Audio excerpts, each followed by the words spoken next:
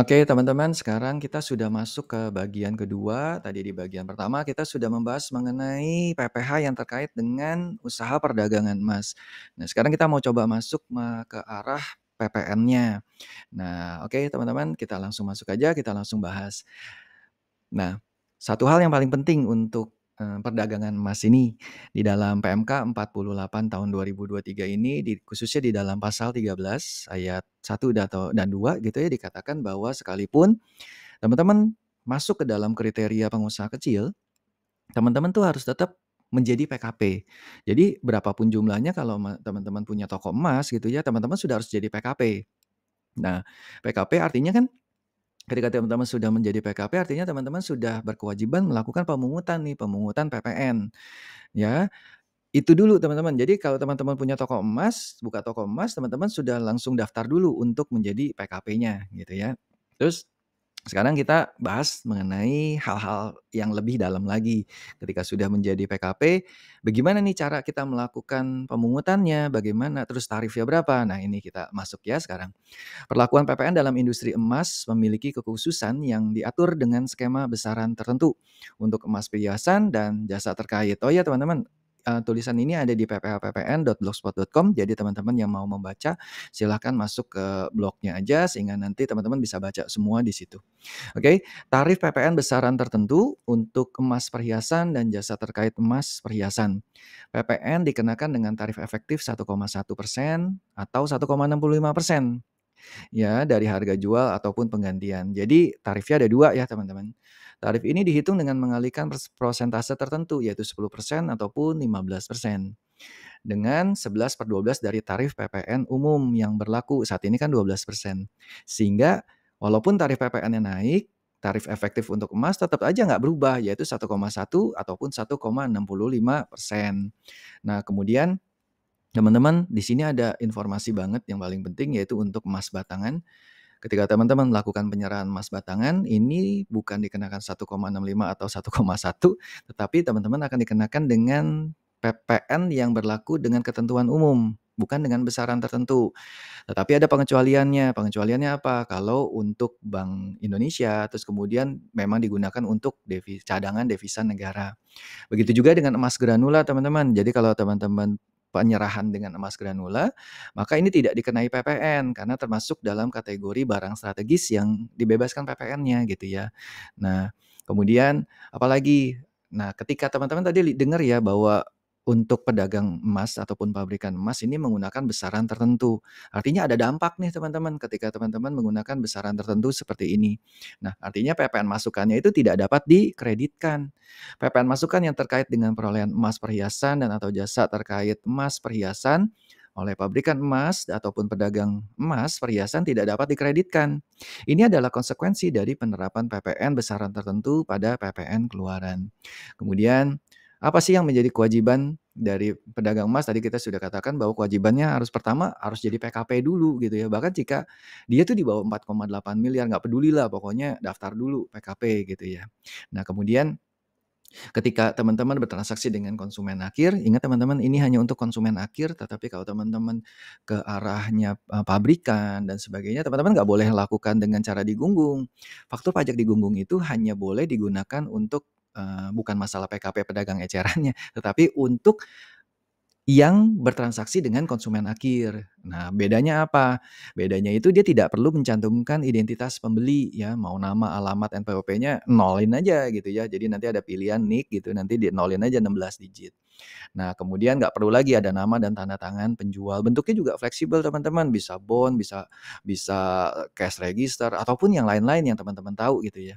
Nah, PPN yang tercantum dalam faktur pajak digunggung merupakan pajak masukan yang tidak dapat dikreditkan oleh pembeli. Jadi, kalau pembeli nih dapat pajak masukan, tetapi pajak masukannya contoh gini deh, ada, kayak Informa ya, kayak gituan. Terus juga kalau sekarang ASKO gitu ya. Nah, di pas waktu kita bayar itu selalu tuh ditulisin kalau memang teman-teman butuh faktur pajak gitu ya, konsumen membutuhkan faktur pajak, informasikan ke kita, ke kami gitu ya, ke ASKO-nya, sehingga nanti ASKO akan membentuk faktur pajak standar gitu ya. Nah, ketika teman-teman dapat faktur pajak standar, ya teman-teman bisa lakukan pengkreditan dengan cara biasa. Tetapi kalau teman-teman dapatnya faktur pajaknya yang digunggung ya, bentuknya cash register dan sebagainya, ya teman-teman nggak bisa lakukan kredit pajak. Hal itu bukan hanya berlaku untuk, terkait pengusaha emas ya, perdagangan emas, tetapi pokoknya siapapun yang dapat digunggung yang eceran begitu, ya susah untuk melakukan kredit pajaknya gitu ya.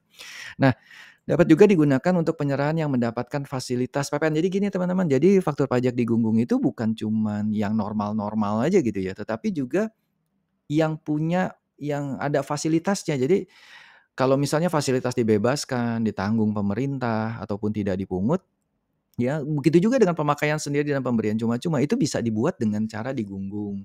Tetapi khususnya ini yang terkait dengan konsumen akhir gitu ya. Terus kemudian kita lanjut nih, ketentuan PPN atas penyerahan yang dilakukan oleh pabrikan emas dan pedagang emas ya. Tadi kan teman-teman udah tahu ya, tarifnya itu 1,1 dan 1,65, tetapi di sini dibagi jadi 2 teman-teman. Yang pertama adalah pabrikan emas perhiasan, yang kedua adalah pedagang emas perhiasan. Nah, khusus untuk pabrikan emas perhiasan, ketika dia menyerahkan hasil produksi sendirinya kepada pedagang emas ataupun pabrikan emas lainnya gitu ya. Nah, itu tuh dikenainnya tuh 1,1%. Kalau si pabrikan itu jual langsung ke konsumen akhir, dia kenanya lebih tinggi, 1,65% ya. Nah, kalau pedagang emas gimana? Ya, beda ya. Kalau tadi kan pabrikan kita ngomong. Nah, sekarang untuk pedagang emas, kalau pedagang emasnya itu dia ditentukan ketika dia bisa masukannya, jadi bahan bakunya itu punya faktur pajak nggak? Kalau punya faktur pajak dia dikenakan 1,1. Tetapi kalau dia nggak punya faktur pajak, bahan bakunya ini nggak punya faktur pajak gitu ya, jadi kenainnya 1,65.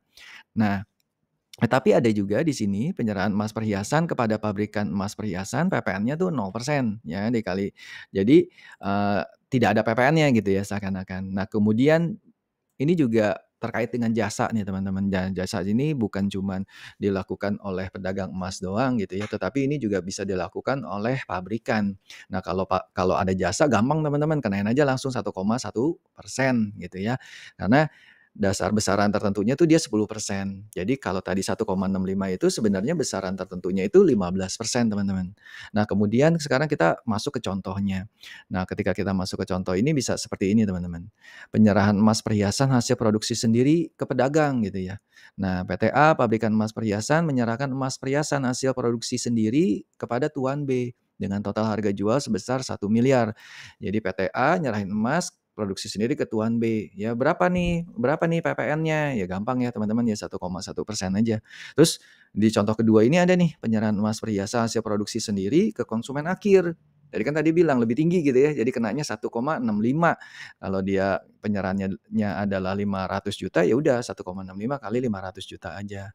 Nah, sekarang kita bahas untuk yang pedagang. Jadi pedagang ya kayak toko emas gitu ya. Sekarang gimana nih kalau dia ada penyerahan emas perhiasan ke pabrikan gitu ya. Nah, ketika diserahin ke pabrikan, nah kemudian itu sebagai itu dikenainnya 0% gitu ya. Ini ada contohnya itu adalah rusak dan patah gitu ya. Nah, terus kemudian ini juga ada penyerahan emas batangan ke pabrikan. Nah, di sini hati-hati teman-teman. Ketika menyerahkan emas batangan ke pabrikan, maka Tuan B menyerahkan emas batangan di dalam lampiran dibilangnya gini teman-teman, dikenakan PPN dengan ketentuan umum. Nah, kalau ketentuan umum ya kita bisa hitungnya ya seperti ini ya, kenanya 12% gitu ya. Nah, kalau kita ngelihat sih, kalau sekarang ya harusnya 12% kali 11/12 kali 600 juta gitu, tapi ini hanya singkat aja, jadi cuma pengen menampilkan bahwa ini 12%-nya gitu, teman-teman. Jadi dia menggunakan ketentuan umum gitu. Nah, terus kemudian penyerahan emas perhiasan ke konsumen akhir ya, balik lagi tadi ke sini dikatakan itu hanya ketentuan umum ya teman-teman. Jadi ketentuan umumnya ya tarifnya kan 12%, jadi kita pakai 12%-nya gitu ya. Nah, kemudian contoh 3 nih, penyerahan emas perhiasan ke konsumen akhir. Nah, kalau ke konsumen akhir pedagang emas perhiasan ke konsumen akhir tadi kita kan udah bahas ya teman-teman. Jadi posisinya teman-teman lihat dulu nih faktur pajaknya ada atau enggak, kalau ada lebih kecil PPN-nya, tapi kalau enggak ada lebih gede gitu ya. Nah, kalau kita lihat di sini Tuan B menyerahkan emas perhiasan ke konsumen akhir harganya 700 juta, tapi Tuan B ini nggak punya sudah nih dia memiliki faktur pajak, artinya dia kena 1,1%. Ya dikali 1,1% aja dia gampang gitu ya, jadi 1,1%.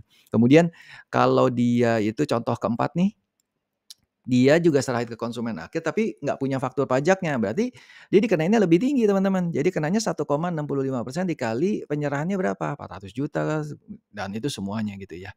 Nah kemudian di bagian ketiga ini sebenarnya aku sudah coba ringkaskan ya teman-teman, mungkin ini kecil tapi teman-teman kalau teman mau lihat di sini aku sudah coba masukin semua ya, bagaimana ini kalau ada penyerahan emas perhiasan, terus ke pedagang emas perhiasan gitu ya, lalu diserahkannya ke siapa, ke pabrikan emas, apa yang diserahkan, emas perhiasan, nah ini PPh-nya berapa, terus kemudian bagaimana PPN-nya, ini dasar PPh-nya gitu ya teman-teman. Nah ini sebagian ini adalah dasar PPN-nya. Nah teman-teman bisa baca dan bisa gunain skema ini.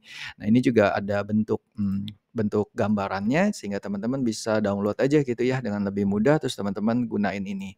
Nah teman-teman, khusus untuk PPN itu dulu, nanti kita akan masuk ke bagian informasi mengenai faktur pajak di Gunggung. Tetapi aku ada mau tambahan sedikit teman-teman, terkait dengan, mmm,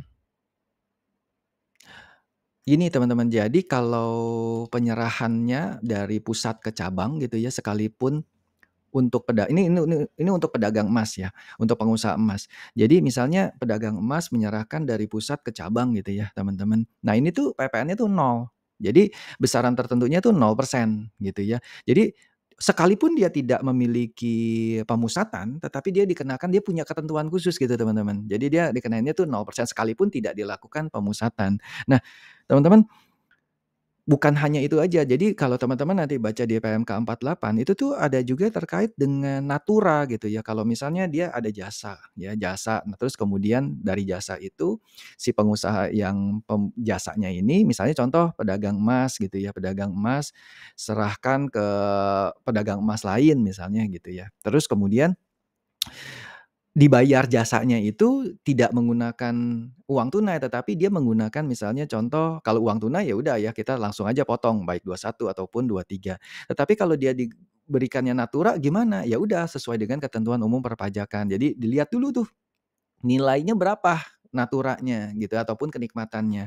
Tetapi kalau natura ataupun kenikmatan ini berupa emas batangan ataupun emas, perhiasan itu tidak dikenakan gitu ya, khususnya tadi kalau di contohnya itu emas batangan, itu tuh dikenakannya PPh-nya tuh tidak ada gitu. Jadinya misalnya contoh jasanya ada 100 juta tapi dibayarkan dengan emas batangan misalnya gitu ya. Nah itu tuh nggak selisihnya harganya itu jadi dia nggak dikenakan PPh-nya. Nah teman-teman, sebenarnya kalau teman-teman mau baca lebih jelas banget itu sebenarnya harus teman-teman masuk ke dalam PMK ini karena banyak juga peraturan-peraturan yang kalau di perdagangan umum tuh tidak ada gitu ya, baik itu PPN maupun PPh itu berbeda ketika kita masuk ke pengusaha emas ini, dia punya ketentuan khusus, baik itu mulai dari besaran tertentu, kemudian juga yang tadi aku bilang sekalipun dia tidak pemusatan, tetapi juga dianggapnya besaran tertentunya 0 gitu ya. Jadi bukan dibebaskan ya teman-teman, itu besaran tertentunya tuh 0 gitu. Nah, kenapa begitu? Karena pemerintah ngerasa bahwa kan tadi udah bilang ya, ini sih menurut aku ya, jadi kan si pengusaha emas ini walaupun dia kecil juga dia harus jadi PKP. Nah, ya udah deh karena kalau menurut aku gitu supaya nggak memusingkan dari sisi, PKP-PKP kecil ini, ya udah dianggapnya seperti itu aja, jadi besarannya tetap 0. Nah, teman-teman ingat sekarang untuk di Cortex ini tahun 2025 ini kan sudah dilakukan pemusatan, jadi hal-hal seperti itu tidak lagi menjadi masalah.